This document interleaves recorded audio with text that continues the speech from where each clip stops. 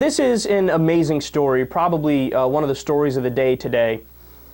Terrorists were protesting outside of a school in the United States of America. All right, isn't that amazing? Doesn't that blow your mind? Like, how does that happen?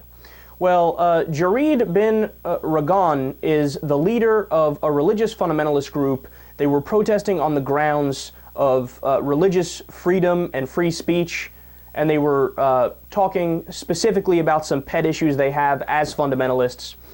And kids were scared. It was outside of a school. They were complaining about the images that these guys were holding up on their posters.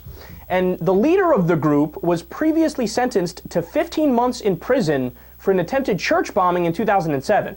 This is a serious like terrorist group. And I mean, of course, needless to say, this is generating so much press. I mean, Fox News heads are exploding. They're talking about it nonstop. It's been wall-to-wall coverage. I mean, a terrorist group was literally outside of a school. Kids were around there and everything, and the kids were scared. I mean, it's incredible. It's incredible that this is happening. It blew my mind. So are you ready for the twist in the story? How are you picturing this group? Muslims, right? Well, look, everything I said was factual. Everything I said is correct. Except the name of the guy isn't Jared bin Ragan. It's Jared Ragan, and he's a Christian terrorist. He had bombed a pro-choice church, which got him in prison, or attempted to bomb a pro-choice church, which got him in prison for 15 months.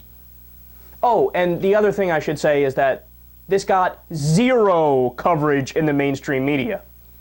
This guy's group is the Abolitionist Society of Burleson, and they spent the last week in front of Crowley North High School in Texas, and they had pictures of aborted fetuses on their posters. And of course, their goal is to 100% outlaw abortion, and of course, they're willing to, turn to violence as they did. So again, the leader is literally a terrorist, but not a peep out of anybody on CNN, MSNBC, Fox News, nobody. Now, here's my question to you. Is anybody naive enough, or should I be more harsh and say dumb enough, to think that if this was a Muslim terrorist that did the exact same thing, that every single news station wouldn't be losing their shit? If this guy was a Muslim terrorist protesting in front of a school and he had a picture of, I don't know, you name it, the Twin Towers, for example, or whatever the case is, right? Anything that's in line with fundamentalist Islam, people would have lost it.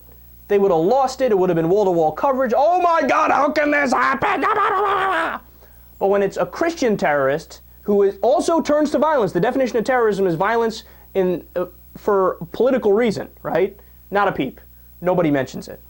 And by the way, the same thing happened with the LAX shooting the other day. Remember that? We discussed that briefly on the show. They found out that this guy had a right-wing manifesto on his person, right, in his pockets.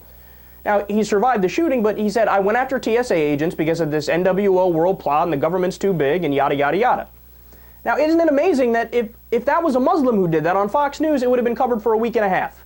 Wall-to-wall coverage, everybody would have said, oh my God, we got to invade Kyrgyzstan and we got to, more drones, more violence, this and that. It's just the Muslims doing the violence, just the Muslims. But then when it's a right-wing terrorist, it gets it gets talked about for about not even half a day, and then boom, you're done. You're done, move forward, nothing to see here. This isn't connected to a bigger story. It's just a lone nut. It's a lone nut. It's not connected to anything bigger.